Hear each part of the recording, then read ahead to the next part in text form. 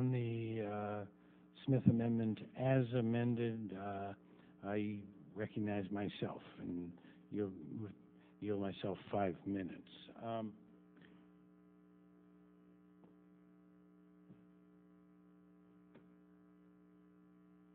If I cannot persuade the gentleman to withdraw this amendment now, I am going to have to ask for a no vote. And I say that reluctantly because, but I will explain why I come down that way. First of all, I've just seen the amendment. The amendment is very prescriptive. Not that there's anything wrong with that, but there's a lot of things in there. And if you're going to have a prescriptive list of things you want that office to do, I can think of some prescriptive things that if we're going to define it with a prescriptive list of things to do, we should think about whether a balanced approach would be to add some additional things. So what occurs to me as I first look at this is that it talks about, where is that little provision here? Eliminate coercive family planning practices, including coercive abortion and sterilization. I agree with that completely.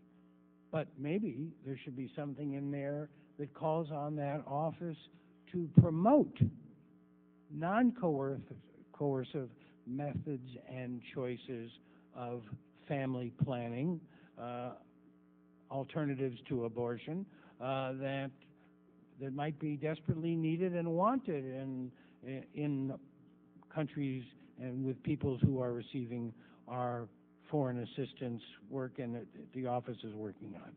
So putting in a list of a number of detailed things which we haven't had a chance to see if it has gaps in, I think is a mistake. Secondly, I just want to remind everyone that right now existing law says the Siljander Amendment of 1981, part of the Foreign Ops Appropriations Act of 2009, and it will continue to be, says none of the funds made available under this act may be used to lobby for or against abortion. A more balanced way of saying the same thing that the gentleman from New Jersey is driving at. The Leahy Amendment serves to clarify the term motivate under the Helms Amendment. The Helms Amendment says none of the funds made available under this act, this was since 1973, again part of the Foreign Operations Appropriation, may be used to pay for the performance of abortion as a method of family planning or to motivate or coerce any person to practice abortions. The Leahy Amendment clarifies the term motivate as it relates to family planning assistance shall not be construed to prohibit the provision consistent with local law of information and counseling about all pregnancy options. We have a layer of provisions and laws already.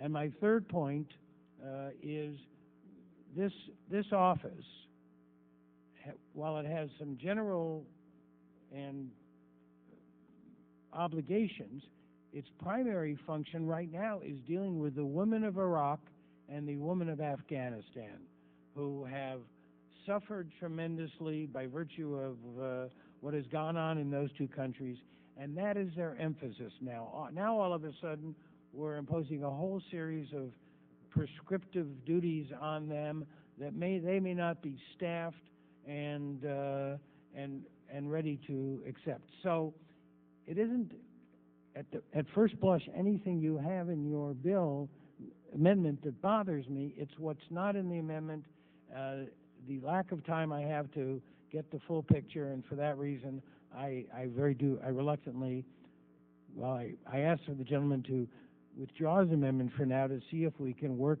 through this process, understanding what he's going after, to see if we can come up with something before we go to the floor, or in the alternative, I ask my colleagues to vote against the amendment.